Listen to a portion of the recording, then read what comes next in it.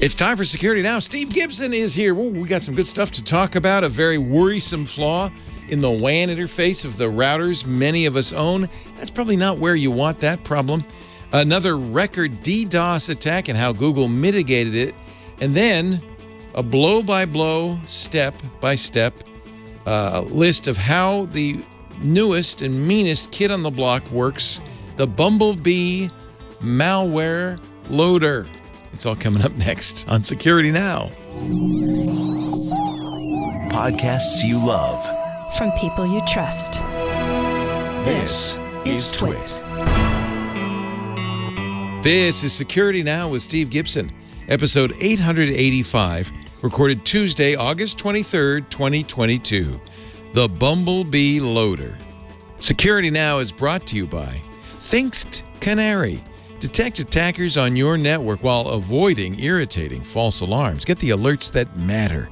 For 10% off and a 60-day money-back guarantee, go to canary.tools/twit and enter the code TWIT in the How Did You Hear About Us box. And by Barracuda. Barracuda has identified 13 types of email threats and how cyber criminals use them every day. Phishing, conversation hacking, ransomware, plus 10 more tricks cybercriminals use to steal money from your company or personal information from your employees and customers. Get your free ebook at barracuda.com/securitynow. And by Melissa. Make sure your customer contact data is up to date. Try Melissa's APIs in the developer portal. It's easy to log on, sign up, and start playing in the API sandbox 24/7. Get started today with 1,000 records cleaned for free at melissa.com/twit. It's time for Security Now, the show where we protect you online with this guy right here, Mr. Steve Gibson. Hello, Steve.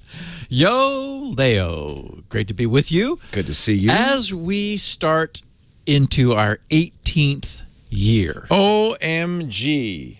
Wow. So who would ever thought that? Not me. Kind of have the hang of it now.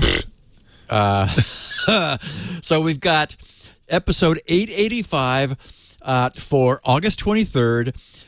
This one, I think a lot of our listeners are going to find this one interesting, I hope, because a security firm did a complete step-by-step, this is what we saw happening with a brand new piece of malware, which is called Bumblebee, due to the name of the first DLL, which contains it, which it arranges to get loaded. And as we'll see, this is not a Bumblebee that you want your enterprise to get stung with. Basically, this thing is taking over the previous means for getting malware onto people's, like some poor, unwitting person who clicked a phishing email that in an enterprise, this thing gets in and it never lets go. So, it's one thing just to kind of wave our arms around and say, oh, malware. But the reason I wanted to take our listeners through this is that you really, it sort of gives you chills when you think about what this thing does. And it is also just a textbook perfect example of the new approach, which is being called living off the land, where rather than bringing a bunch of stuff in, which has the danger of tripping security alarms, increasingly we're seeing advanced malware using and abusing existing code on machines, thus the term living off the land.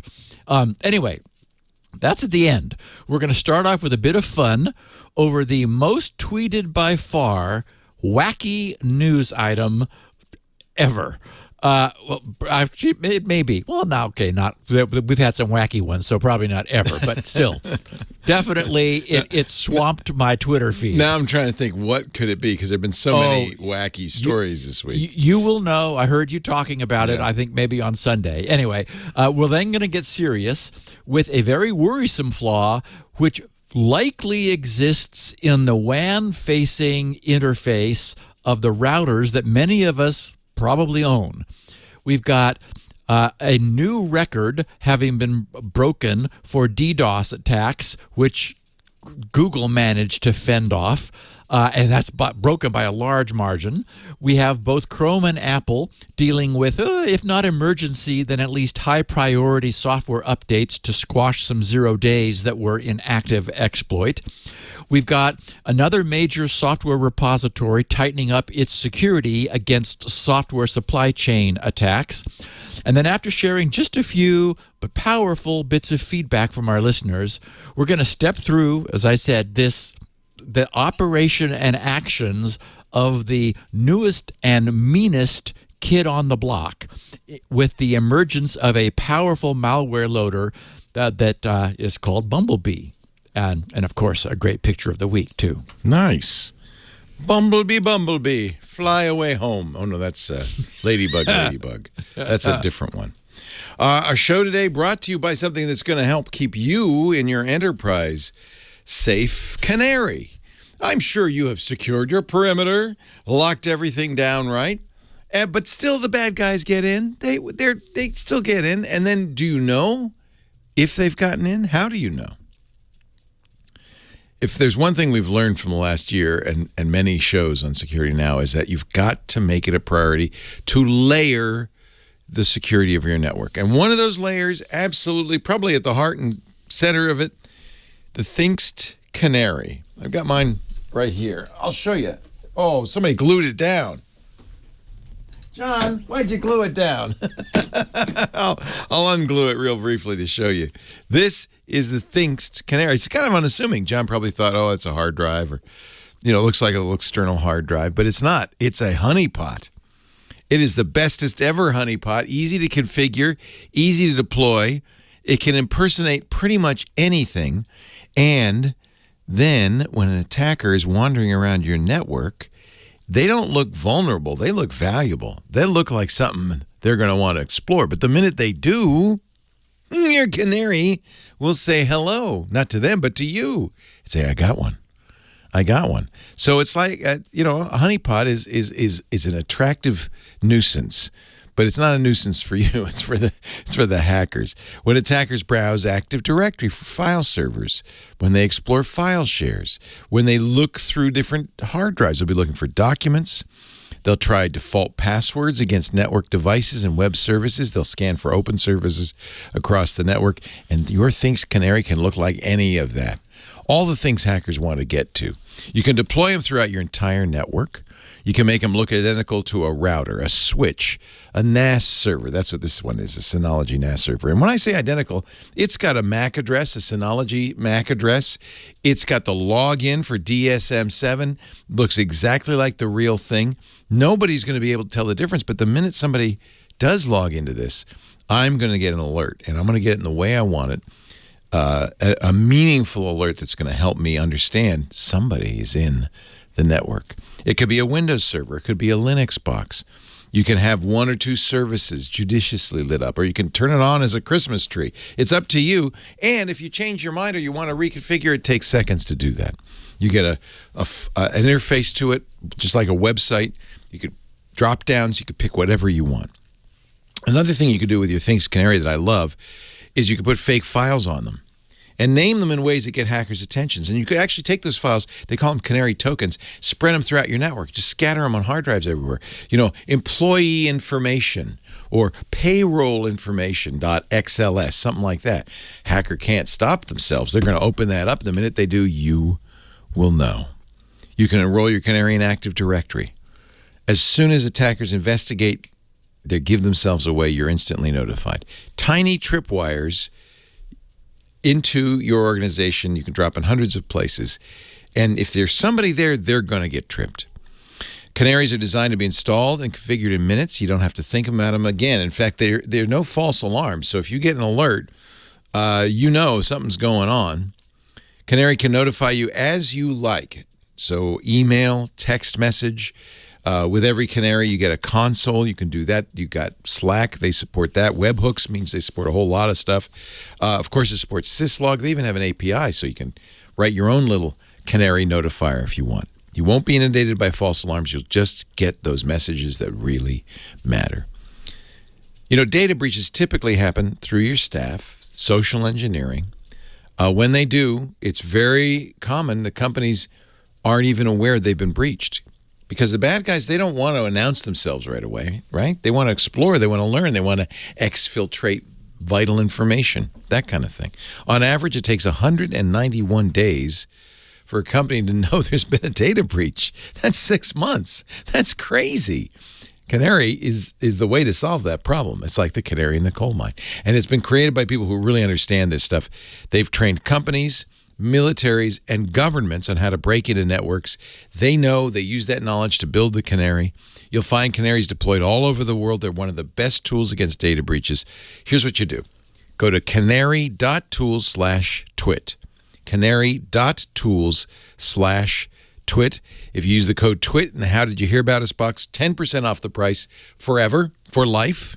You probably want to know about pricing. I'll give you an example. Sometimes people have a few canaries. Many big institutions have dozens, maybe hundreds of canaries. But let's say you wanted 5, which would be good for a small business, perhaps. $7,500 a year, 5 canaries, your own hosted console, as I mentioned. All the upgrades, all the maintenance, all the support for that whole year. And again, 10% off if you use the offer code TWIT in the How Did You Hear About Us box. I know you're going to love your Things Canary.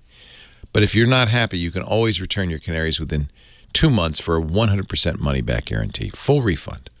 So 2 months is a long time. That really give you a chance to try it. But don't get alarmed if you don't hear from your canary. That's good. A silent canary is a good canary. It's when you get a notice, and I tell you, it's happened to us. When you get that text message, somebody is in your system, that's when you'll be very glad you have Canary. Canary.tools/twit. Enter the code TWIT and How Did You Hear About Us box. Thank you, Canary. They've been longtime supporters of security now. They love what you're doing, Steve. They're really a great organization. We talk to them all the time, and I couldn't recommend them more highly. Canary.tools/twit. This is a video of the week this week, Steve. It is. I should say, though, that if you're not convinced yet that something like a canary is what you need, you will be by the end of this podcast. Oh, boy. because it is exactly the sort of thing that the guys behind the Bumblebee Loader would trip over. Right. And in fact, the timeline, I was thinking about this already, that there's enough manual side to this that if you did receive notification of early strange behavior, there would be time. Oh, that's good. That's good. Anyway, it does play perfectly into today's topic. So yeah, we have a video of the week. I had not seen this before. I don't know, YouTube. I was looking for something else, and it came up and said, you might think this is interesting. I thought, it's a little freaky how correct you are, Google. So we're playing it now, and I played it for Lori, and she's like, what? Last year, my trainer said, I saw a UFO last night. I said, you did? What did it look like? He described what you're seeing right now. And I said, oh, that ain't no UFO. What is it, Steve? So describing it can't do it justice. I mean, it would be, I guess we're sort of used to stuff happening near Earth, so maybe it wouldn't be that surprising, but it's extremely cool.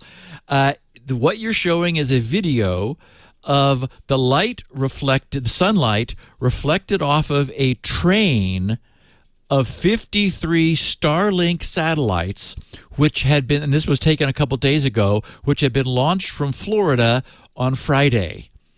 And this has been going on for a while as Elon's company is getting the Starlink constellation of satellites up in the air.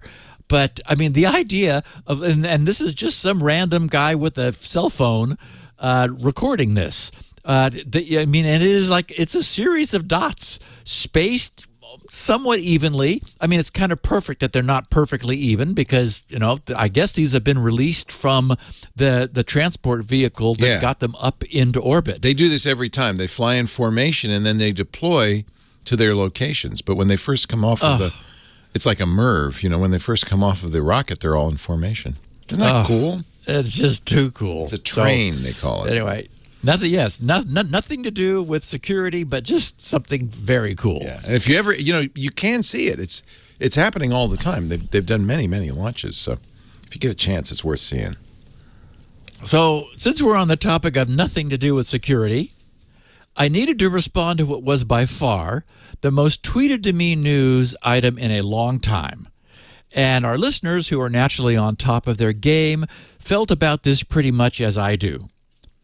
For more than 2.5 decades, the highly respected Microsoft engineer Raymond Chen has been blogging.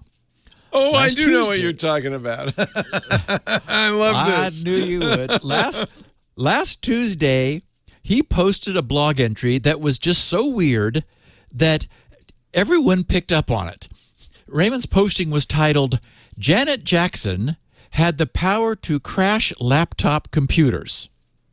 Now, the fact that this was assigned a CVE number, CVE 2022-38392, has apparently lent it more credibility, or at least more notoriety, than I think it deserves. And the fact that the CVE refers to Raymond's blog as its sole reference seems to be somewhat self-referential. Raymond cites the CVE, which cites Raymond. And I'm actually wondering whether it might have been a slow blog week and Raymond may have needed a bit of filler. So his blog post opens with 2 lines. "A colleague of mine shared a story from Windows XP product support." Okay, well, that wasn't recent, presumably. Anyway, he said, "A major computer manufacturer discovered that playing the music video for Janet Jackson's Rhythm Nation would crash certain models of laptops." Okay, so from the CVE, we learn that this was, quote, certain models of laptops circa 2005. So 17 years ago. The CVE's formal description says, because, if it's a CVE, you need a formal description. It says a certain, unnamed, 5400 RPM OEM hard drive as shipped with laptop PCs in approximately 2005 allows physically proximate attackers to cause a denial of service, device malfunction and system crash via a resonant frequency attack with the audio signal from the Rhythm Nation music video. If this wasn't it's not April 1st, right? So, really? So we can see now why the tech press thought that this was just too wonderful to pass up. On the other hand, we have a CVE that was apparently issued based upon what amounts to a friend told me rumor. No mention of the maker model of the 5400 RPM OEM hard disk that should be kept away from discos. So this begs the question of just how low the bar has been set for issuing CVEs. This is not an attack, although, okay, there are a vocal group of people who feel that any playing of Janet Jackson's Rhythm Nation should qualify as a form of terrorism. And neither is it a bug that needs to be fixed, nor malware that needs to be expunged. There's no action that can or should be taken today. It's from 17 years ago. So why give this, heard it from an XP support guy, a CVE in 2022? I have no idea. Of course, those who've been following this podcast will recall that video, which was also cited in some of the coverage of this Rhythm Nation hard drive DDoS attack, where somebody, and we show this on the podcast, right, was monitoring the dynamic throughput of an array of spinning hard disk drives while screaming at the array at the top of his lungs. And sure enough, the throughput visibly dropped during the screaming. And as we noted at the time, the throughput dropped because modern mechanical hard drives have crammed their tracks so closely together.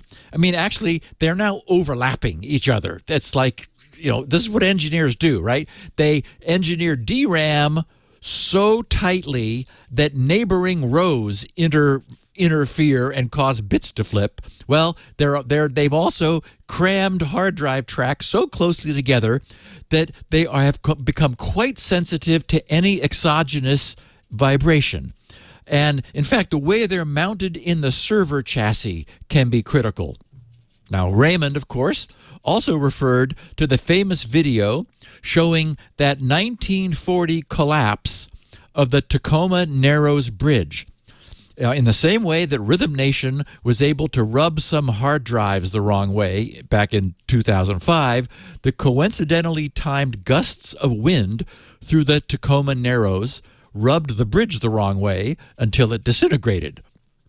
Anyway, I felt that this podcast needed to at least acknowledge this story that everyone tweeted to me over the last week, and that most of the tech press had a lot of fun talking about, as did we here. In a not so fun and much more relevant issue, during one of the recent DEF CON presentations in Las Vegas, a team of 4 Argentinian researchers from the cybersecurity company Faraday Security detailed their discovery of what was subsequently classified as a CVSS 9.8 zero-click remote code execution vulnerability in the interface stack, which RealTek provides in the SDK for their hardware's use with the very popular open source ECOS operating system. Since they had previously responsibly disclosed their discovery, and since RealTek had patched the flaw in March, their presentation during DEF CON provided full disclosure of all the technical details needed to replicate the attack. After all, it's been a few months. Consequently, there is now exploit code released publicly for this critical security vulnerability affecting networking devices which use RealTek's RTL819x system on a chip. And those devices number, unfortunately, in the tens of millions. Being, of the turnkey consumer plug it in and forget it variety, there's little chance that most of these tens of millions of devices are ever going to be updated.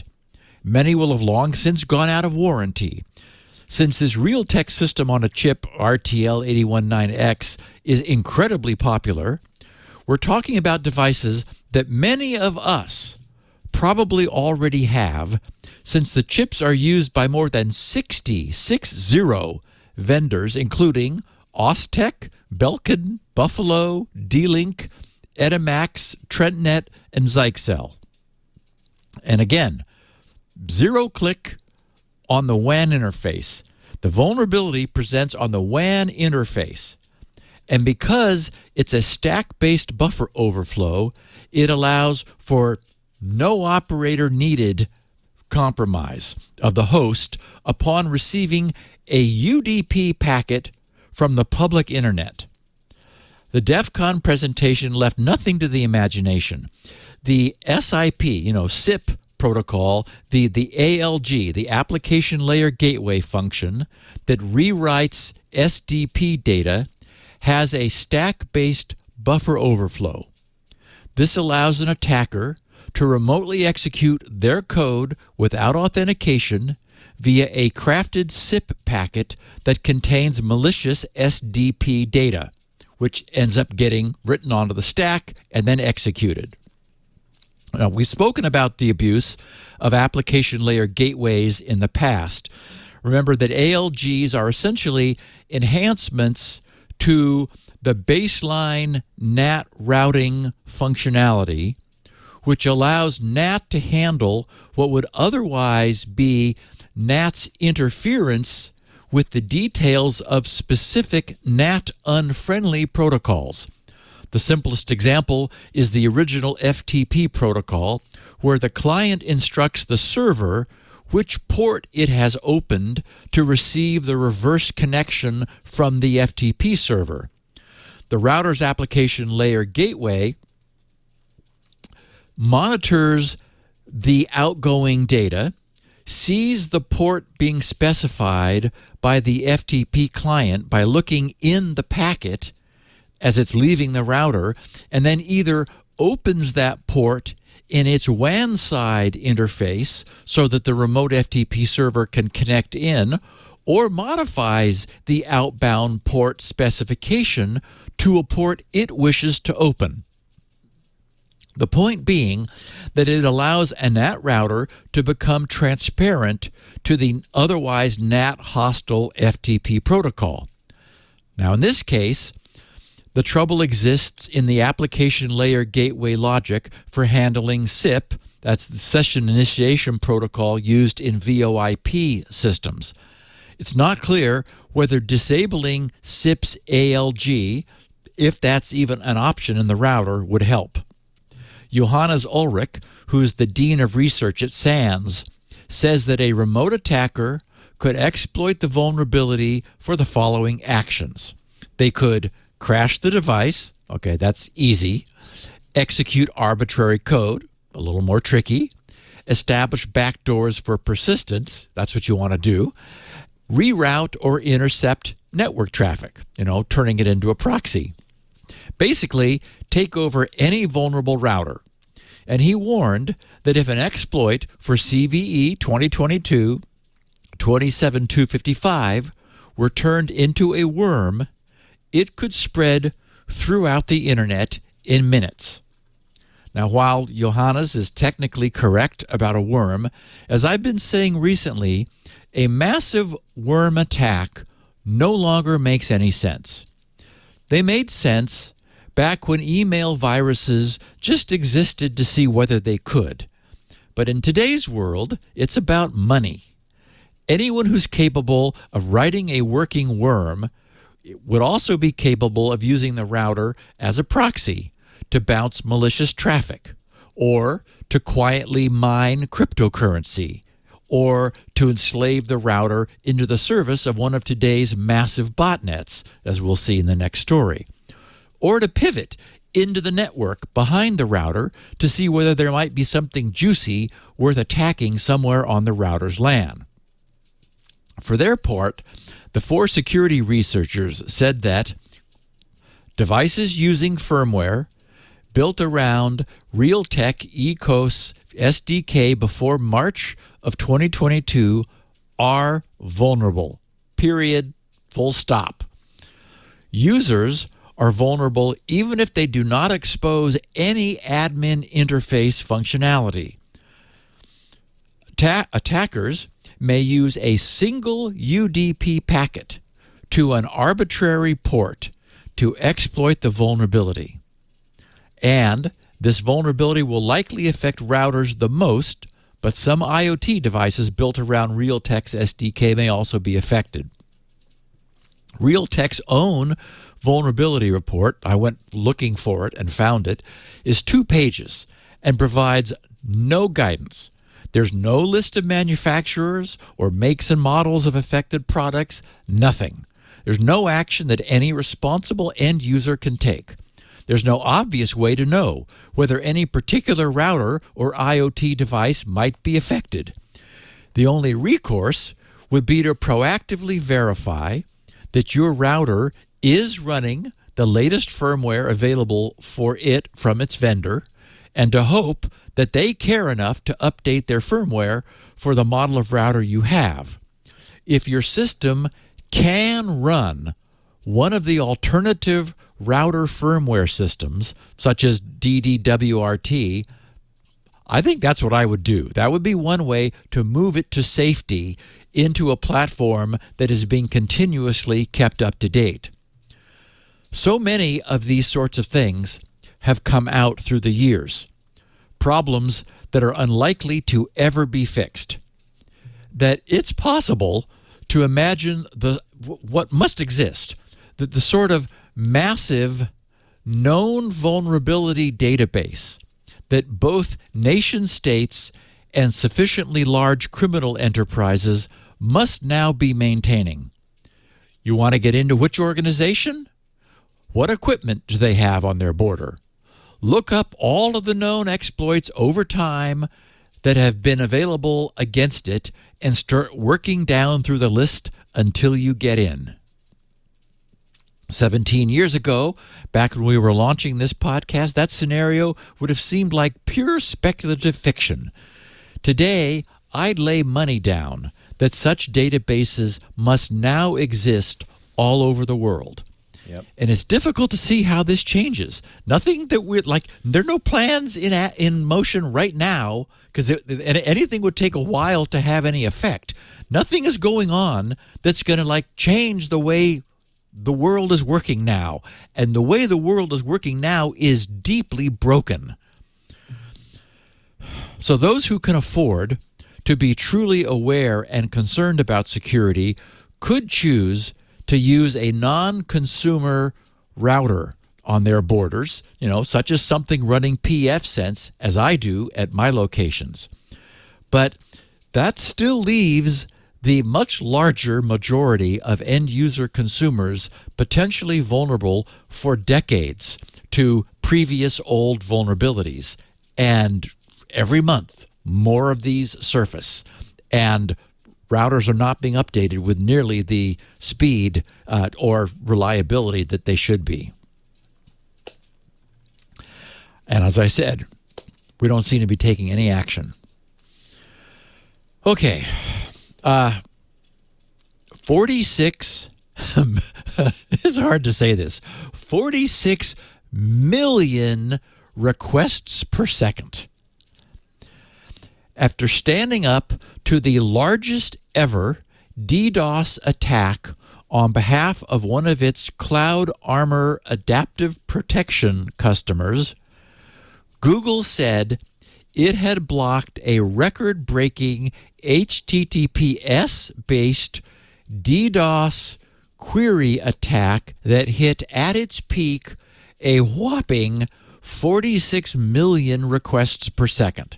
That puts it 76% higher than the 26 million RPS attack, which we talked about previously, which had been mitigated by Cloudflare in June.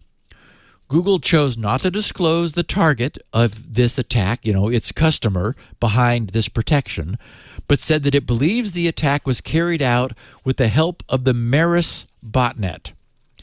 To put the scale of this attack in perspective, it's an HTTPS request rate equivalent to receiving all of the requests to the Wikipedia domain, which is one of the top traffic domains in the world, which Wikipedia would receive during one 24-hour period. Take all of those requests and compress them into just 10 seconds. It's that much traffic. And this thing went on for quite a while. Google's report of the attack, and Leo, thank you. We got the chart showing the shape of the attack peaking at 46 million RPS. Google's report of the attack contains lots of interesting details. Here's what they shared. They said starting around 9:45 a.m. Pacific time on June 1st, an attack of more than 10,000 requests per second began targeting our customer's HTTPS load balancer. 8 minutes later, the attack grew to 100,000 requests per second. They said Cloud Armor Adaptive Protection detected the attack and generated an alert containing the attack signature by assessing the traffic across several dozen features and attributes. The alert included a recommended rule to block on the malicious signature. They said our customer's network security team deployed the Cloud Armor recommended rule into their security policy, and it immediately started blocking the attack traffic. In the 2 minutes that followed, the attack began to ramp up, growing from 100,000 requests per second to a peak of 46 million requests per second. Since Cloud Armor was already blocking the attack traffic, the target workload continued to operate normally, meaning their site wasn't adversely affected, it stayed on the air, everything was fine. Over the next few minutes, the attack started to decrease in size, ultimately ending 69 minutes later at 10:54 a.m. Presumably, the attacker determined they were not having the desired impact while incurring significant expenses to execute the attack. Now, I would argue that point. I suspect that the attack cost the attackers exactly nothing other than the exposure of the IP addresses of their fleet of infected consumer routers hosting the Maris botnet, but maybe not even that. They said, in addition to its unexpectedly high volume of traffic, the attack had other noteworthy characteristics. There were 5,256 source IPs from 132 countries contributing to the attack. The top 4 countries, Brazil, India, Russia, and Indonesia, contributed approximately 31% of the total attack traffic. The attack leveraged encrypted requests, HTTPS, which would have taken added computing resources to generate. Again, Google appears to be deliberately missing the whole point. If there were 5,256 observed source IPs, then that crypto burden will have been well distributed across the globe. And then we learn that HTTPS pipelining was also in use, further limiting the crypto overhead. Google said, although terminating the encryption was necessary to inspect the traffic and effectively mitigate the attack, the use of HTTP pipelining required Google to complete relatively few TLS handshakes. Right. And thus also much less burden on the attackers. It required them, the attackers, to similarly terminate relatively few TLS handshakes. The attackers were establishing a single TLS connection, then attempting to flood that connection with pipelined HTTP requests. There's no reason to believe that any IP that's flooding HTTPS requests down the pipe will ever generate a valid request. So those IPs should have, and hopefully were, simply dynamically blacklisted. They said approximately 22%, which was 1,169 of the source IPs, corresponded to Tor exit nodes, although the request volume coming from those nodes represented just 3% of the attack traffic. Now let's stop there for a second. That's interesting. 22%, so just shy of 1/5 of the total source IPs were coming from Tor, yet its traffic was just 3%. Which is what we'd expect, right? I mean, Tor incurs a huge latency burden and bandwidth burden on its user in return for giving you some hope for privacy on the internet. Anyway, sort of an interesting data point. They said, while we believe Tor participation in the attack was incidental due to the nature of the vulnerable services, even at 3% of the peak, which would have been greater than 1.3 million requests per second, our analysis shows that Tor exit nodes can send a significant amount of unwelcome traffic to web applications and services. And finally, the geographic distribution and types of unsecured services leveraged to generate the attack matches the Maris family of attacks.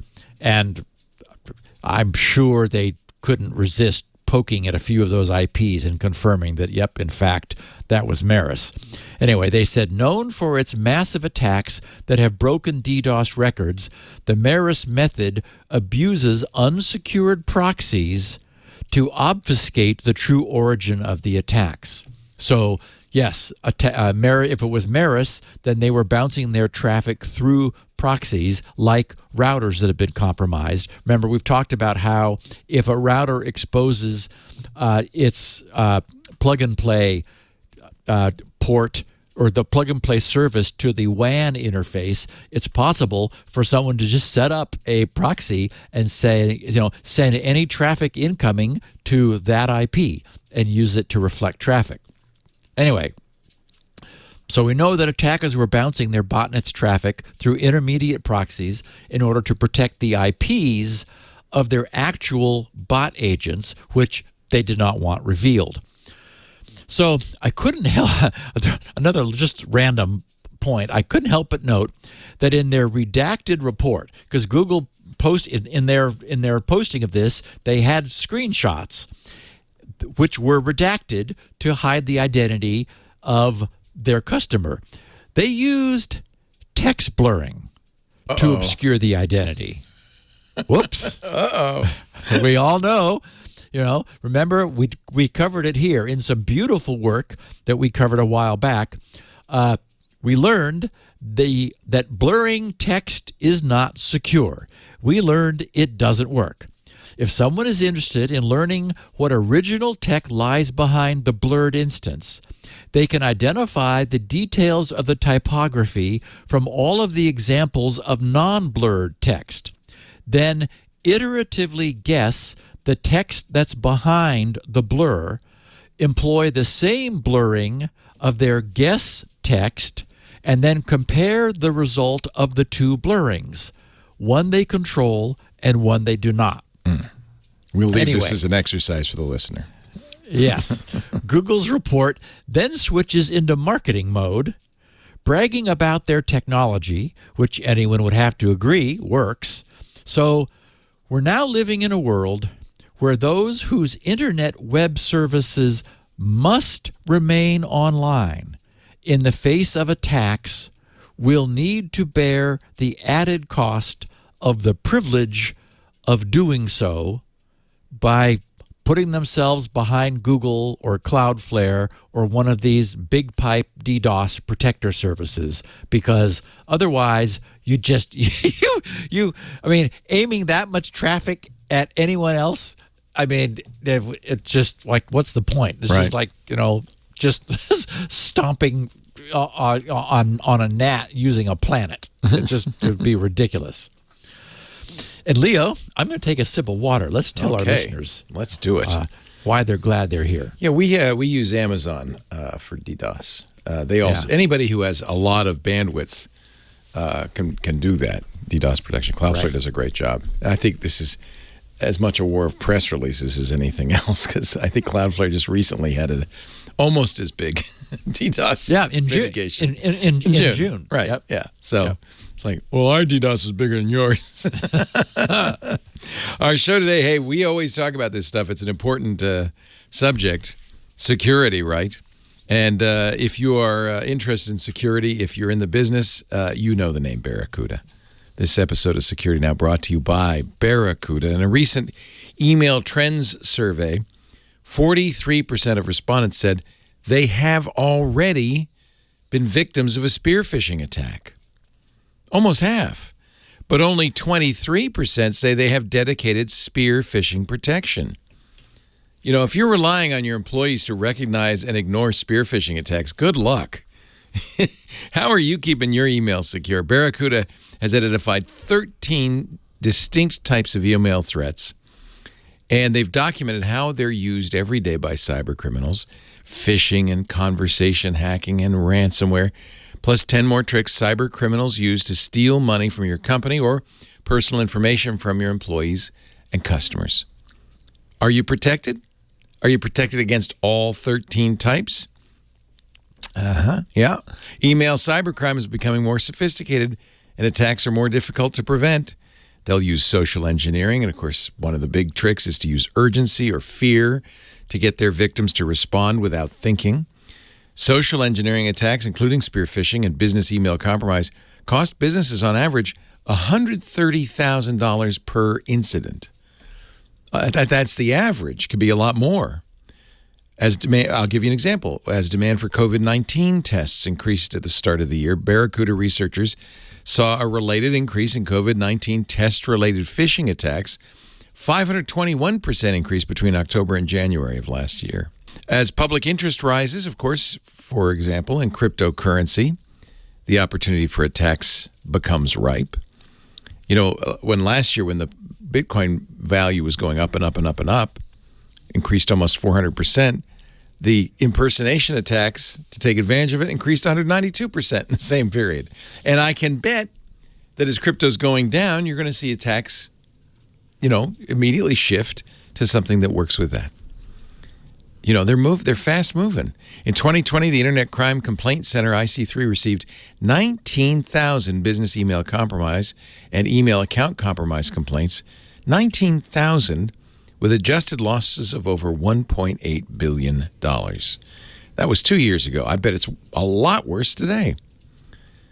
And of course, securing email at the gateway, as many of us do, is great, but it's not enough anymore. It's still important to leverage gateway security, of course, to prevent against traditional attacks, viruses coming in over the zero-day ransomware, of course, spam and other threats. But your gateway is useless against spear phishing, against targeted attacks.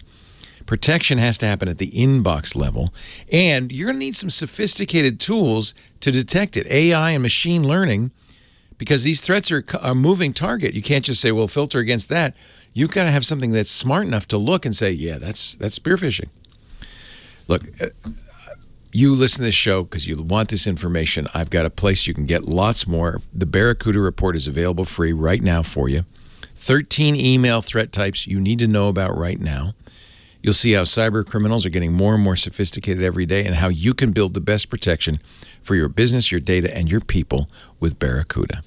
Find out about the 13 email threat types you need to know about and how Barracuda can provide complete email protection for your teams, your customers, and your reputation. You get that free ebook at barracuda.com/security now. Barracuda, BARRACUDA,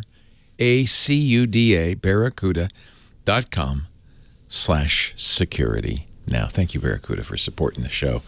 And you support us when you go to that address. That way they know you saw it here. Barracuda.com/security now. Barracuda, your journey secured.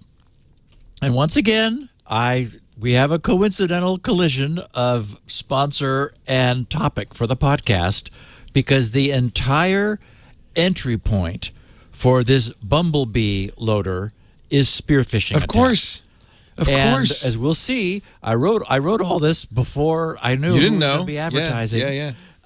It is ultimately, as we'll see, that hapless person in the enterprise who clicks on an email and takes some actions, which will clearly specify, that begins this entire thing.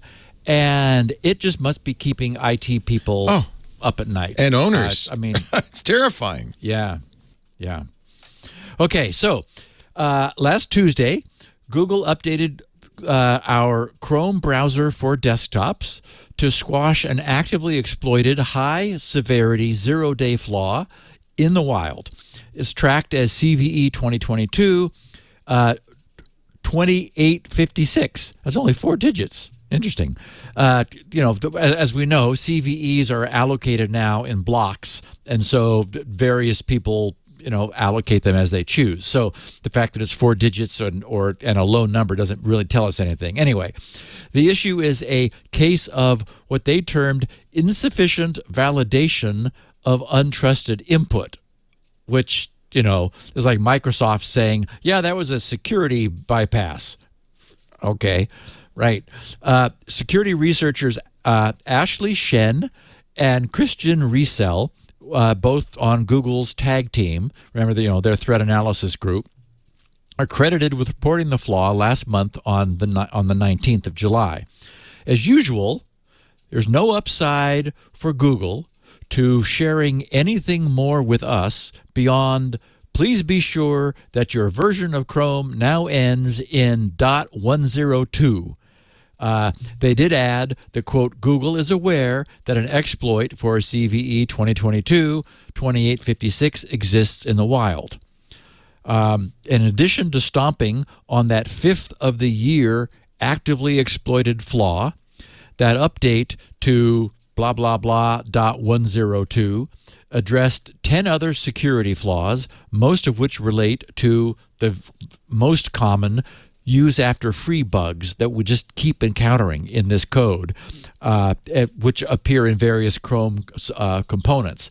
They also fixed a heap buffer overflow in the downloads portion of Chrome.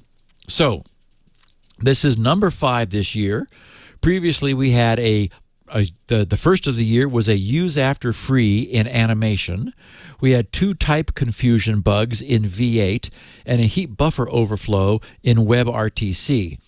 So, and now with number 5 being a rather vague, insufficient validation of untrusted input. Okay, anyway. So if you're using one of the non-Chrome Chromium siblings, Edge, Brave, Opera, or Vivaldi, just be sure to keep yourself updated there too, because they would all be susceptible until they're updated with the latest update to Chromium, their common core. And, not to be left behind, last Wednesday, Apple released high-priority security updates for iOS, iPadOS, and macOS platforms. This was to remediate a pair, 2 zero-day vulnerabilities which were being exploited by threat actors to compromise Apple's devices. There was the CVE ending in 32893, which was an out-of-bounds bug in WebKit, which could lead to the execution of arbitrary code by processing especially crafted web content, and 32894, an out-of-bounds bug in the OS kernel that could be abused by a malicious application to execute arbitrary code with the highest privileges. So, again, these are not theoretical. These were found being used to, perpetrate malicious ends. So that was pushed quickly, and all of our devices, I got little notices everywhere. So Apple clearly felt that this was worth, getting out into the world. They said that they had addressed the issues with improved bounds checking. So that's good because those were out-of-bounds bugs. So you want to do a little more bounds checking to keep them from going out of bounds. And they said also that they were aware that the vulnerabilities may have been actively exploited. And please update immediately before you do anything else. So as usual, they didn't disclose anything additional either regarding these attacks or the identities of the bad guys who, may have been using them. Although, as usual, it's almost certain that they were, involved in targeted intrusions. Again, you're not going to spray this around because you want to keep it quiet and get as much use out of it as you can.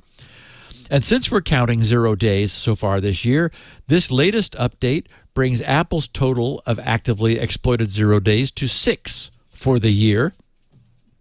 As with Chrome, we had 4 before these latest pair, and we've covered them all in the podcast in the past. So anyway, 2 more added to the list, and iOS, iPadOS, and macOS Monterey all need to be updated. As we know, RubyGems is the official package manager for the Ruby programming language, and in a welcome response to the increasing threat and prevalence of supply chain attacks, the RubyGems repository has become the latest platform following NPM and PyPy to require multi-factor authentication for its more popular package maintainers. Specifically, owners of gems, as they are referred to, having more than 180 million total downloads are now, as of last Monday, August 15th, required to enable multi-factor authentication. The RubyGems management said, quote, users in this category who do not have MFA enabled on the UI and API or UI and gem sign-in level will not be able to edit their profile on the web, perform privileged actions, for example, push and yank gems or add and remove gem owners, or sign in on the command line until they configure MFA. In other words, they'll log in, try to do anything, and they're going to get a nope, sorry, you're too popular. You've got more than 180 million downloads. Okay, you should be proud of that, but just, come on. Let's do multi-factor authentication here. And as gem downloads approach that magic mandatory 180 million count, as soon as downloads pass 165 million cumulative, their maintainers will receive reminders to turn on multi-factor authentication before the download count hits the magic 180 million, at which point they no longer have a choice. So this is further welcome, of course, in the packaging ecosystem to improve the past's casual approach to software supply chain security, which no one took that seriously until we started discovering lots of malicious packages in our repositories. So, as we know, adversaries are increasingly setting their sights on open source code repositories, with attacks on NPM and PyPy having snowballed by a combined 289% since 2018.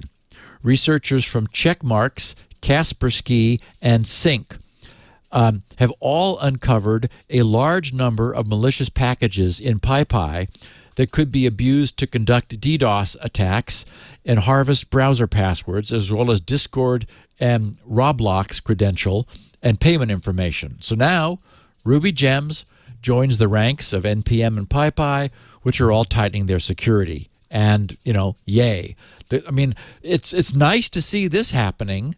It's clearly something that is easily done.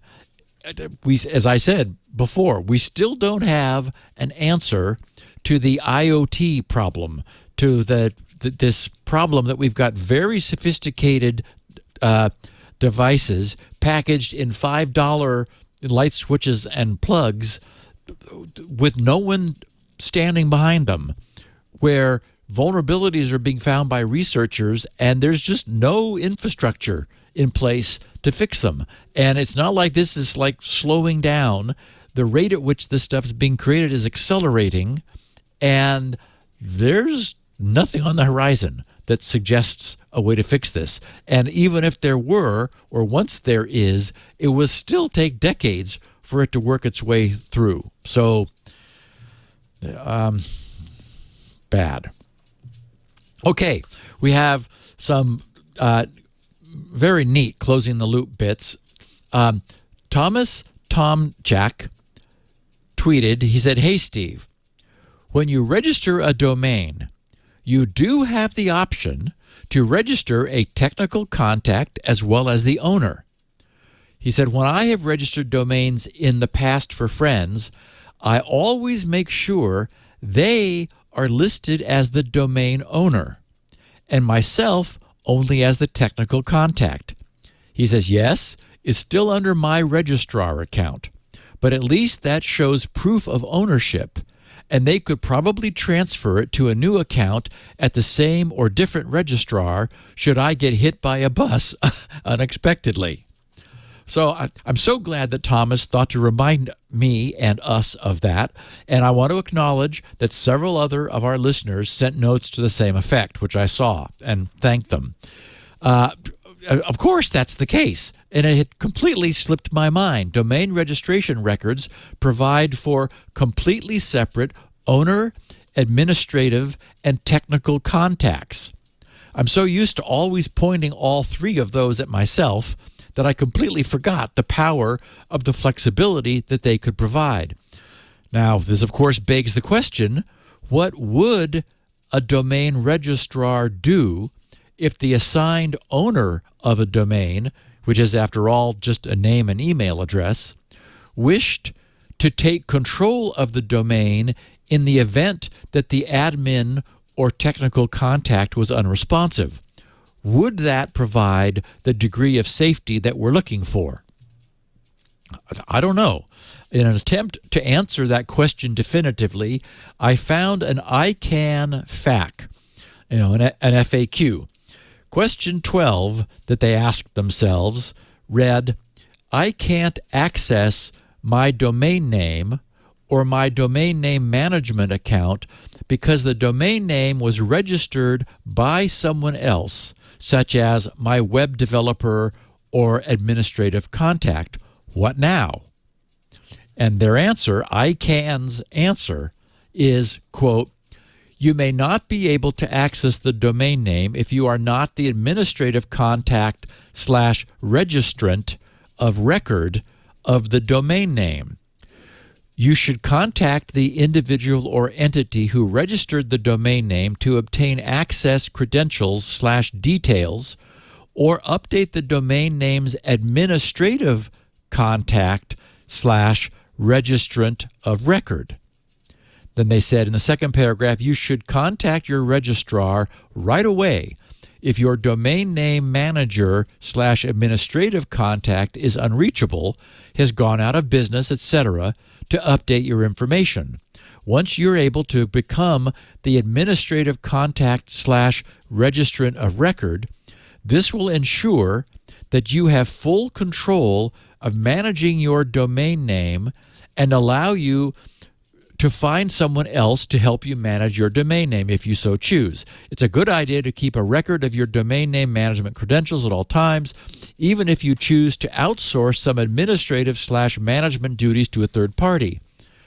Okay, so the formal names of the three things you can register is there's the owner, there's administrative, and there's technical contact. And, in ICANN's response, they keep referring to administrative contact. Well, okay, that's one of the three, right? Administrative. But there's also owner. So I dug around some more, and I couldn't find anything formal or official. But anyway, I just wanted to put on the record that a bunch of our listeners said, hey, Gibson, did you forget about that? It's like, yeah, I did. So thank you. I don't think it solves anything. It's the same issue. Because in effect, ICANN's saying, well, if you could prove to your registrar that you're you, which is what it would require to change the administrative owner, well, then I guess we'll give you credit. I mean, it's putting it back on the registrar. I don't think it solves anything. But so what I was suggesting last week was that we needed, like, that the system needed to be upgraded to provide something like a next in kin sort of effect, so that there would be some means for dealing with a sudden lack of management. So our listeners said, hey, you do have three things in a domain name registration record, and so it would be possible for you to ask the person who's managing your domain name to point one or more of those at you rather than all at him. So, it's something, but it's, again, you still don't have like login access to the registration the registration record itself. Plus, you need the cooperation of this person who is presumptively not cooperating. Right. That's the problem. If they're cooperating, this is why you should register it yourself, I think. But, that's what I always say. So do it yourself. Don't trust them. Okay. So a listener, Dagen, he said, well, I should preface this with, I am truly flattered, honored, and humbled that this podcast has had as much impact on people's lives through the years as it has. I suppose that my true love for technology, and Leo, you share that love with me, you always have, and computing can be a bit infectious. So in that sense, I'm gratified that we've had the opportunity to infect so many of our listeners with this bug. Infect. Okay. Yeah. Okay. Yeah. All right. And it's a bug that I've been in its grip throughout my entire life. So this tweet from Dagen really hit home. So I asked its author if I could share it, and I received his permission. So he wrote just to me by DM. He said, Steve, I wanted to privately drop you a brief personal note of thanks.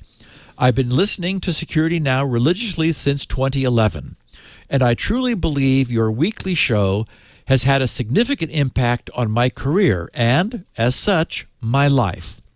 When I started listening, I was a happy nerd that loved the idea of security. 9 years in, I discovered and was credited for identifying 2 CVEs in a Red Hat product. Last year, I was credited for 2 more CVEs in a SoC product, and this year, yet another vulnerability in a second SoC product. And finally, just last weekend, I was fortunate enough to have the opportunity to present at DEF CON, where I demonstrated chaining 3 of 5 vulnerabilities together to fully compromise a Kubernetes cluster from the outside. I will also be speaking at KubeCon this year, where I will talk about securing clusters from risks introduced by third-party applications. He said, I'd happily buy you a nice bottle of wine to express my most sincere gratitude, but I'll settle for a SpinRite license instead. Oh, that's nice. He said, your show has changed my life. Steve, thanks. Now, just this morning, you, Leo... I was wondering if you got that. Okay. Yes. Forwarded a very heartwarming story from someone who said his career was catalyzed by this podcast. So as we start into year 18, I want to share what he wrote as an example of what is possible if anyone else out there might be in need of a bit of a nudge. So this person wrote, Leo, I must say I'm quite honored to have received a reply directly from you. I would like to share a brief story you and Steve might like to hear. In 2015, I recognized Steve's name on a list of podcasts. I knew it from back in the mid-late 90s when I used Shields Up frequently.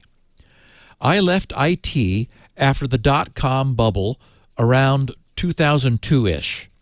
I followed a path in science, but ultimately I couldn't find a good job in that field. I was in poverty, on Medicaid, and in significant debt. It wasn't just me. I met my wife, and our son was just born during this time. It was rough. I listened to Security Now and the ad for IT Pro TV. I signed up, studied, and passed the CCNA. In a matter of days, I had a good-paying job as a network engineer. I have since moved on into cybersecurity, getting a CISSP. I now work at a job I love, and my family is able to live debt-free with good health care and everything else that goes with this terrific career. Yay. I have you and Steve to thank for this. Well, and of course his own initiative, too. He says, your show made this field approachable and fun. Words cannot begin to express my gratitude and appreciation. You guys change lives. Please keep up the great work, Michael. Thank you. So, thank you. Yeah. Thank you, Michael, Yeah. for sharing your story.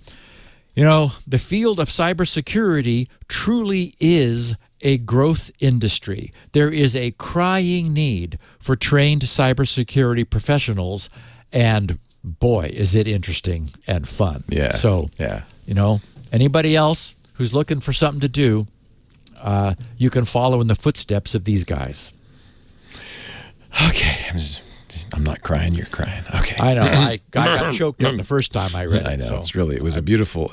But, you know, I have to say every time, and I know you know this too, but every time we go out, we meet people, I hear these stories again and again. And so thank you for the job you do, Steve. And I always tell them, it's not us, it's you, but thank you for, letting us be part of your life, and I'm glad we could help. Wouldn't be happening, Leo, if it weren't for you, so. No. Okay, let's, what do you want to do now? Let's tell our listeners about our last sponsor, see whether it also is another further inspiration. Reason. Oh, my goodness. All right. I tell you what, we don't do this for the money particularly. We do it because it's a privilege and an honor, and it's something we really enjoy. I know that I'm not saying anything you don't feel, but it is always nice. It is always nice to hear from people and know that we've made somewhat of a difference. So thank you very much for those kind words. Now, I will mention another fine sponsor as soon as I find the ad. Here we are. Our show today brought to you by, another one, Melissa. Melissa, poor data quality. I'll tell you what, poor data quality can bite any business in the behind. It can cost you money. In fact, organizations on average $15 million a year due to poor data quality. It can cost them customer appreciation and ultimately cost you customers. I mean, imagine you're on a customer service call and you address somebody by the wrong title, or you say, oh, yeah, you live in Florida, right? No, I live in Minnesota. Dude, you're going to lose the customer's trust. And, of course, the longer poor quality data stays in your system, the more losses you could accumulate. To ensure your business is successful, your customer information has to be accurate. That's what Melissa does. They're the leading provider of global data quality and address management solutions. You need Melissa's identity solutions, their real-time identity verification service for all kinds of things: identity ID and document verification, age authentication, global watch list screening. This may be a compliance issue for you. AML, KYC, yes. You can easily tailor Melissa's service to your specific sign-up process, to your risk management requirements, to ensure fast onboarding or e-commerce checkout while still protecting your organization against fraud. With Melissa, you not only reduce risk and ensure compliance, you keep customers happy. 2.1 billion clean, validated records. That's a lot.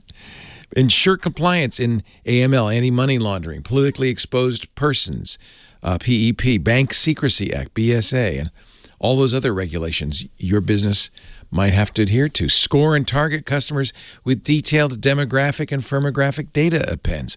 Complete customer records. Add missing names or addresses or phone numbers and email addresses. And, of course, Melissa treats your data as important as I'm sure you treat it. They undergo continuous security audits. They're SOC 2 compliant, HIPAA compliant, GDPR compliant. Address verification services can verify addresses for 240 plus countries and territories at the point of entry in real time. Addresses, emails, phone numbers, names. Also data deduping. Their Melissa's data matching system will eliminate clutter, eliminate duplicates, increase the accuracy of their database, and reduce postage and mailing costs. Melissa can be on-prem, it could be in the cloud, it could be SaaS, it could be a secure FTP upload and download. They have an API so you can add it to your own customer service software or your e-commerce software. They can do batch address cleaning, process an entire address list for accuracy and completeness. They can do identity verification, which not only helps you with compliance, it keeps customers happy and reduces your risk. They do geocoding. You can convert addresses into longitude and latitude.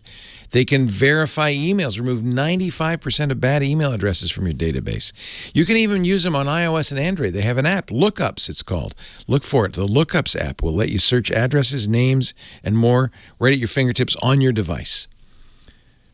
Make sure your customer contact data is up to date. Try Melissa's APIs in the developer portal. It's easy to log on, sign up, and start playing in the API sandbox 24/7. Get started today with 1,000 records cleaned for free at melissa.com/twit. melissa.com/twit. That, by the way, Steve, was another thing Michael said. He says, I like listening to the ads while I'm at work. I like hearing that geeky stuff in the background. Okay, but we do have ad-free versions of the show.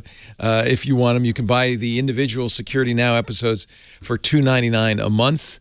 Or you can pay $7.99 and get everything ad-free in Club Twit. Go to twit.tv/clubtwit. There's also a Discord server. We do have a book club. I'm going to promote this new book from David Dennis Taylor. Dennis Taylor, that's it. Yeah, we should mention that because we were talking about it before we began recording. Club. Yeah. Yeah. Oh, you didn't mention it in the show? No. Oh, it was before. Yeah. Yeah, this is the guy who did the Bobaverse Mr. Bobaverse, trilogy yes. of 4 books. And I was planning to be reading something else, but one of our listeners said, you know how much you like the Bobaverse? He wrote something else called The Singularity Trap. And I was talking to Leo before the show. I have not been able to put it down. I've been reading it during the ad reads. No. You're going to finish it before the show's over.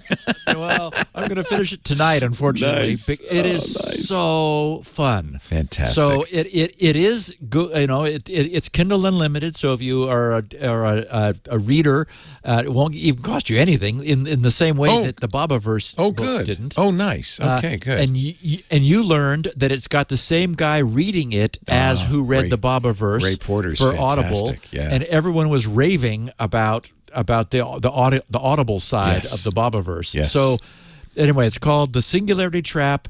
It is the same style, the same wit.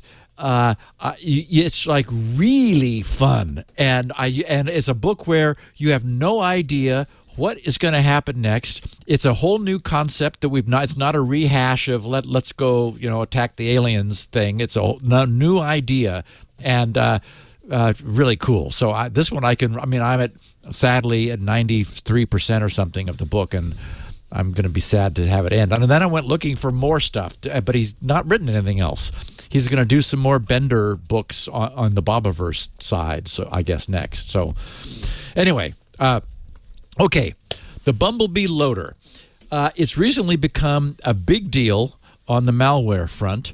Symantec in June wrote, Bumblebee, a recently developed malware loader, has quickly become a key component in a wide range of cybercrime attacks and appears to have replaced a number of older loaders, which suggests that it's the work of established actors and that the transition to Bumblebee was pre-planned. By analysis of 3 other tools used in recent attacks involving Bumblebee, Symantec's Threat Hunter team has linked this tool to a number of ransomware operations, including Conti, Quantum, and Mount Locker.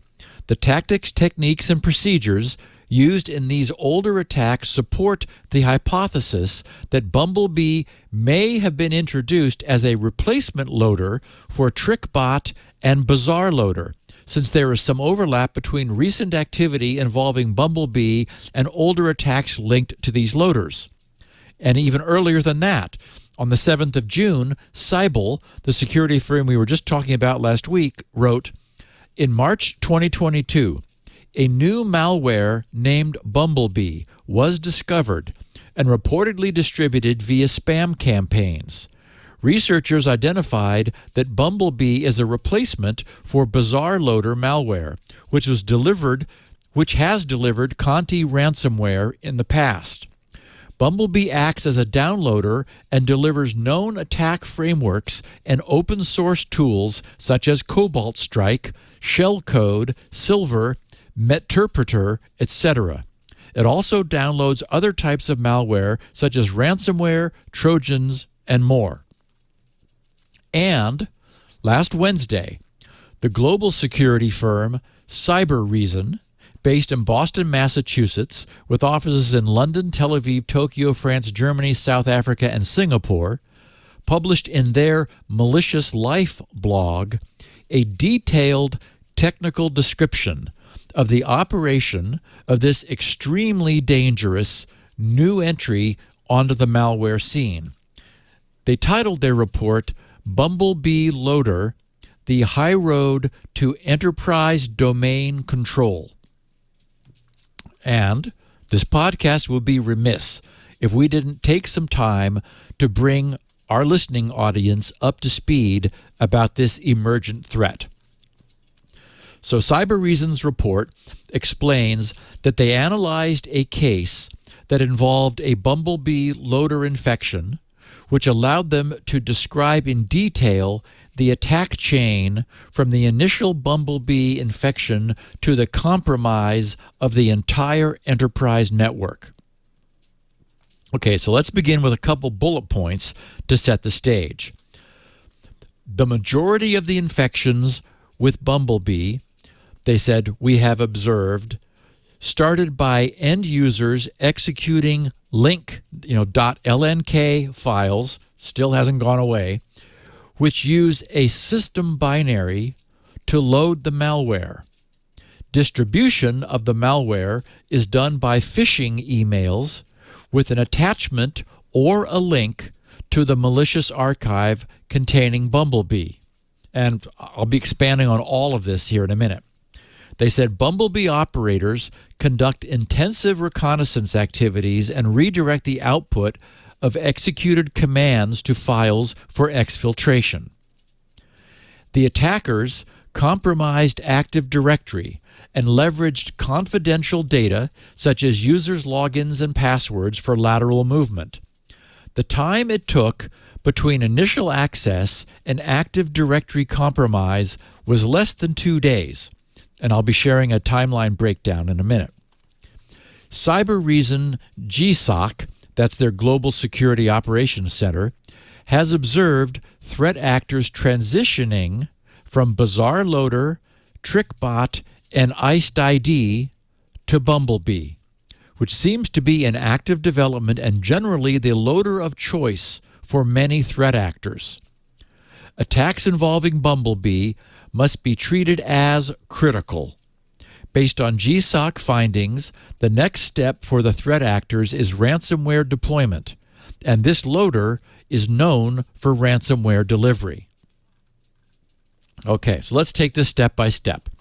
A spear phishing email is received containing an archive or a link to a URL link to an external source to download the archive. As we know, the malware is encapsulated in an archive to prevent the archive's contents from being tagged with the mark of the web, MOTW, which would complicate its execution. The user extracts the archive and mounts the resulting ISO, .ISO image. Newer releases of Windows will happily mount ISO images, thus exposing the ISO's file system files. The content of the mounted ISO image is a .lnk file, which executes the Bumblebee payload upon user interaction. So the operators behind an instance of Bumblebee host malicious websites that implement a drive-by download. To infect the system, an end user has to first manually decompress the archive containing the ISO file. On the other hand, if it's zip, Windows will do that for you now too. Mount the file and then execute the Windows shortcut LNK. This is all done as part of a phishing email where the user fully believes that they are doing the right thing, that installing this or that is needed, or updating something that's needed before they can proceed. So the user is without question unwittingly complicit in the success of this entire penetration and intrusion. All of the other mechanics is about avoiding everything the user's enterprise security people have done to keep bad stuff out, despite what dumb stuff their users may do. So, the LNK file has an embedded command to load and execute the Bumblebee Dynamic Link Library, the Bumblebee DLL, using the already and always present odbcconf, odbcconf.exe, in what has become the increasingly popular living off the land approach of using what's already available in the system, and these days plenty is, in modern systems. So in this context, odbcconf.exe is called a LOL bin. A response, which has the extension .rsp, a response file is also used where some Bumblebee specific name .rsp contains the reference to the Bumblebee DLL. So specifically, the link file's target property contains the string odbcconf.exe space -f space, and then this Bumblebee specific name ending in .rsp, the response file. And the .rsp file contains a reference to the Bumblebee specific name .dll, which is the Bumblebee payload. Now, if anyone's curious, you can see this for yourself. In any version of Windows, open a command prompt and type odbcconf space /?, and you'll receive a pop-up from odbcconf showing a list of its command line options. And sure enough, among them is /f, which takes a response file as its argument. Basically, it's a command stream which is fed into odbcconf. So in this case, this loads and runs the bumblebee.dll, at which point all is lost because a hostile executable has made it into the user's system and has been started. The Bumblebee DLL injects code into multiple running processes in order to establish a strong foothold on infected endpoints. And the newly launched odbcconf.exe process creates Windows management instrumentation calls to spawn two new processes from the WMI privse.exe, which is the Windows Management Instrumentation Provider Service. Once again, both of these newly spawned processes are existing Windows executables where malicious code is dynamically injected into their process space once they've been started. So the first of the two is wabmig.exe. That's the Microsoft Contacts import tool. It's injected with Meterpreter agent code. Meterpreter is a Metasploit attack payload that provides an interactive shell from which an attacker can explore the target machine and execute code. It's deployed using in-memory DLL injection. As a result, Meterpreter resides entirely in memory and writes nothing to disk. The second existing Windows exe that is spawned and then injected into is wab.exe. That's Microsoft's address book app. After being launched, it receives an injection of the Cobalt Strike beacon, which we've covered. We did a podcast on it a while ago. Bumblebee performs privilege escalation by loading an exploit for CVE 2020-1472, zero logon, which we talked about at the time, into rundll32.exe. Bumblebee uses a user account control, UAC bypass technique to deploy post-exploitation tools with elevated privileges on infected machines. Specifically, it uses an existing trusted binary, again, part of Windows, fodhelper.exe.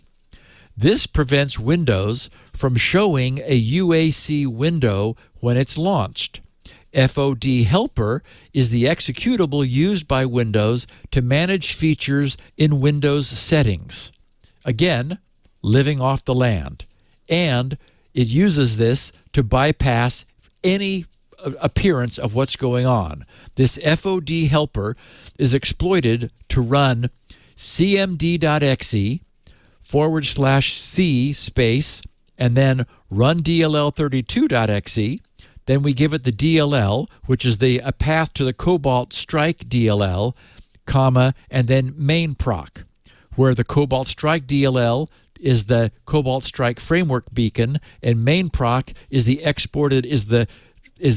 exported function which Cobalt Strike exports in its DLL in order to run.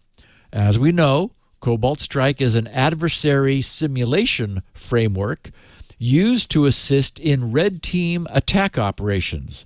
Unfortunately, bad guys use it to conduct actual post-intrusion malicious activities. It's a powerful modular framework with an extensive set of features that are used to, you can do command execution, process injection, credential theft, and more. And speaking of credential theft, after obtaining its foothold and elevating itself to system privilege without any further user interaction or UAC permission, Bumblebee performs credential theft through two methods. The first method is to trigger a memory dump of Windows LSASS process. LSASS is Windows Local Security Authority Subsystem Service. Within LSASS's memory footprint are the keys to the kingdom, including both domain and local usernames and passwords. They're all sitting in the memory space of the LSASS process. So Bumblebee dumps the memory of this process using procdump64.exe, also living off the land, to obtain access to this sensitive information. The second method of credential theft used by Bumblebee is registry hive extraction using good old reg.exe. The HKey local machine SAM, SAM, which is the Security Account Manager database, is where Windows stores information about user accounts. That's dumped. HKey local machine security, which is the local security authority, the LSA, stores user logins and their LSA secrets. And HK local machine system contains keys that could be used to decrypt and encrypt the LSA secret and SAM database. Bumblebee issues 3 commands of the form reg.exe space save space HKLM \SAM, and then a path to the program where that registry hive should be saved. In this case, they give the example C:\program data \SAM.SAVE. Then the same command for \system and for \security, saving their dumps into system.save and security.save. So that creates a trio of files containing the dump of those 3 system-critical registry hives. Then the LSASS dump and those 3 registry hives are all compressed using 7Z and exfiltrated back to Command Central. At that point, the human operators behind Bumblebee process the retrieved credentials offline, attempting to extract clear text passwords. The observed time between credential theft and the next activity is about 3 hours. So this stuff all goes back to wherever. Somebody ruminates on it, figures out what the username and passwords are, basically reverse engineers clear text, and then comes back 3 hours later. After the attackers have gained a foothold within the organization's network, they gather information using tools such as NLTest, Ping, NetView, Task List, and AD Find to collect a wide range of information related to the organization. They collect information such as the domain names, users, hosts, and domain controllers. We talked about AD Find in episodes 789 and 90 back in October of 2020. It is a powerful Active Directory exploration tool meant to aid in the administration of Active Directory systems by regular Active Directory admins. Unfortunately, it's been turned against those administrators. Bumblebee uses Cobalt Strike agent for lateral movement. Their analysis, that is, the Cyber Reasons analysis, observed multiple connections from the Cobalt Strike process to internal addresses on RDP, remote desktop protocol, over TCP port 3389. And of course, now they've got credentials for all that stuff, so they're able to log in. After lateral movement, the attacker persists on the organization's network using the commercial remote management software AnyDesk.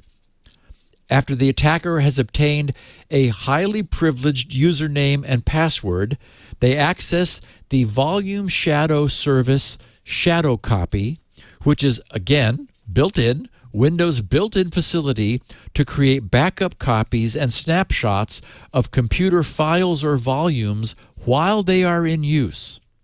So Bumblebee accesses the remote Active Directory machines using the Windows Management Instrumentation command line, WMIC, and creates a shadow copy using the VSS admin command. In addition, the attacker steals the ntds.dit file from the domain controller. ntds.dit is a database that stores Active Directory data, including information about user objects, groups, and group membership. And the file also stores the password hashes for all users in the domain. In order to obtain maximum privileges on the Active Directory domain, the threat actor executes the following 4 steps. Creates a shadow copy of the machine files volume. Lists all available shadow copies, storing the result in a file. Copies the Active Directory database, that ntds.dit file, as well as registry hives containing credentials and sensitive data from the shadow copy. Compresses the output directory for exfiltration.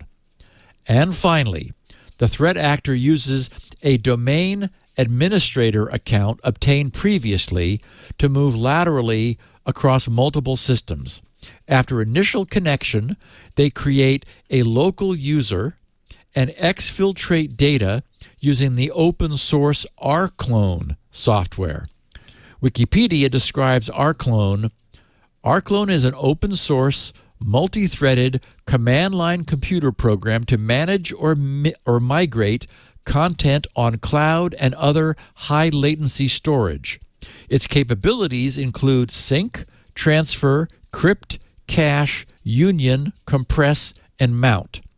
The rclone website lists supported backends including S3 and Google Drive. In the instance observed and monitored by Cybereason, the rclone exe process transferred approximately 50 gigabytes of data to an endpoint with an IP address over TCP port 22, SSH, located somewhere in the US. So what does all this tell us? The first and most obvious thing we've learned is that you do not want to have your enterprise stung by the Bumblebee Loader. It'll definitely ruin your whole day. But speaking of day, Cybereason compiled the entire event into a timeline. Taking everything we've just stepped through, here's how it stretches out in time. So we have T0 at initial access, when the unwitting user clicks the link, thinks they're doing the right thing, opens the archive, mounts the ISO, runs the program inside. Actually, it's the link file that'll be contained in the ISO. Reconnaissance using nltest, net, and whoami commands at T0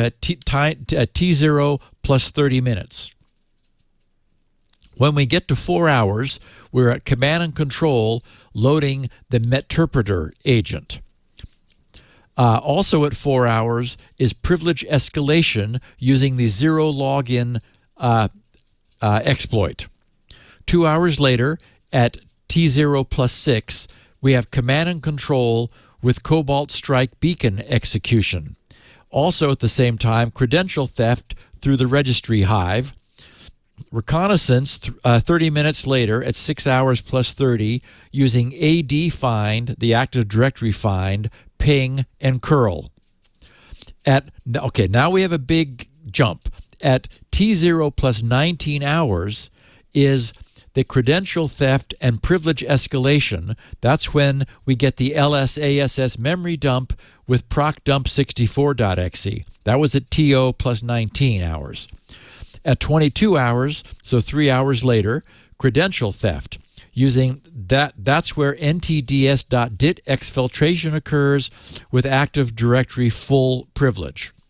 2 hours later, now we're at 1 day later, 24 hours later than the initial T0, is lateral movement using Cobalt Strike SOX tunnel over RDP. And data exfiltration using rclone, presumably finished at T0 plus 3 days. So a full 72 hours from start to finish. So this thing, as I said, isn't over before it starts. It does take some time. There is a human in the loop at that point where the registry hives and the LSASS dump have been compressed with 7Z and sent back to headquarters. 3 hours goes by before they've got that figured out, and then they come back to do some real damage using all of the credentials that they've been able to obtain. So one lesson we learn from all of this is why local privilege escalation vulnerabilities form such a crucial part of this and so many attack chains. Remote code execution sounds like the worst possible nightmare, and indeed it's not good. But none of that was needed here. If malware were truly constrained within a user's low privilege account, much less damage could be done. But the old saying, if wishes were horses, beggars would ride, reminds us that wishing won't make it so. With everything we've seen of the continuing and apparently worsening trouble Microsoft is having securing Windows, which they refuse to just leave as is, and fix, because it's obvious, they can't do both. There is virtually zero chance that once a single piece of malicious software gets loose inside a user's machine, that the rest of the organization will not fall. And this brings us back to that first fatal click, that innocent action taken by a user on the inside that initiated the collapse of even the most carefully constructed enterprise's security. Those in charge of their organization's security must be living in a state of constant terror over what any one of their employees might do next. Rightly and what so. we see here, yes. Yes. And what we see here with Bumblebee Loader is exactly what transpires. It's interesting. It's educational once in a while to go through the step-by-step of how these things work. It's fascinating. I think it's important because it helps make it real for people. Yeah. It's like, oh, that happened to somebody else. It's like, here's exactly how this could happen to you. Yeah. Well, there you go. If you haven't seen the show notes, this would be a good time to get them and look at that step-by-step and really understand what the threat is. The show notes are at grc.com. That's Steve's website. You also can get, of course, a copy of the audio. He's got 16 kilobit audio, 64 kilobit audio, and very nice transcripts as well. Plus the show notes. I think the transcripts and show notes are going to give you all the additional detail you need. While you're at GRC, pick up a copy of Spin Right, Steve's Bread and Butter. The world's best mass storage maintenance and recovery utility. Version 6 is current, but if you buy 6 today, you get 6.1 when it comes out, and Steve's working hard on that all the time, I know, except when he's reading this book, and then, all bets are off. He's almost done. Yeah.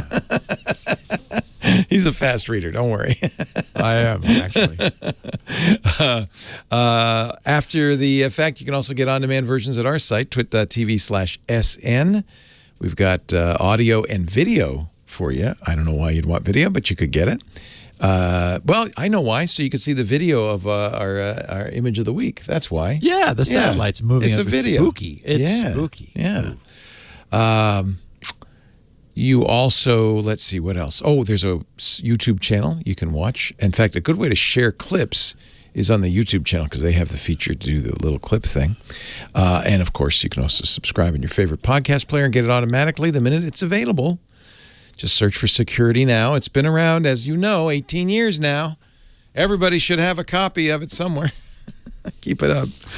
That's actually how Michael first wrote to us. He wrote me notes saying, how come I only see the last 10 episodes in the feed? And we just do that to keep the feed from getting big. If we all had 885 episodes in there, it'd be hundreds and hundreds of megabytes.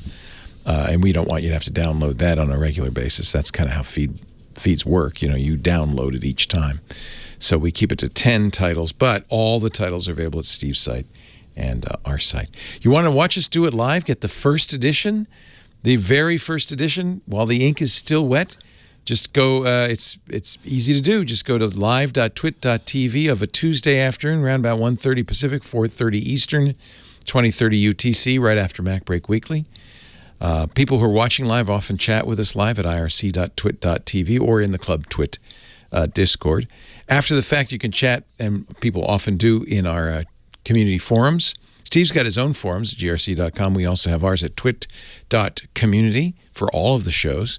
And we also have a Mastodon instance, which is a federated Twitter without all the security flaws. That is at twit.social. Both are free to join. But I do approve everybody to keep the spammers out, so it might take a day or two for me to let you in. But please do knock. Twit.community or twit.social. Steve, have a great week. Go finish your book. Thank you, my friend. Unfortunately, it will not live out the night because I'm not going to be able to put it down, and I'm close enough to the end. Although, even at this point, I'm on pins and needles. I have no idea what's going to happen. You're almost done, and you still don't know what's going to happen. That's a good sign. It's really good. Yeah. Well, I just bought it and downloaded it, so I'll be listening soon. Actually, as soon as I finish Stacy's book club, Clara and the Sun, which is also excellent. It's about an artificial intelligence, an artificial friend that you bring into your house to be your companion. And it's told from her point of view, so it's really fascinating. And that's our book club Thursday, 9 a.m. Pacific, for the Club Twit members. Thank you, Steve. Have a great week. We'll see you next time. Everybody, righto. Bye. Security Now.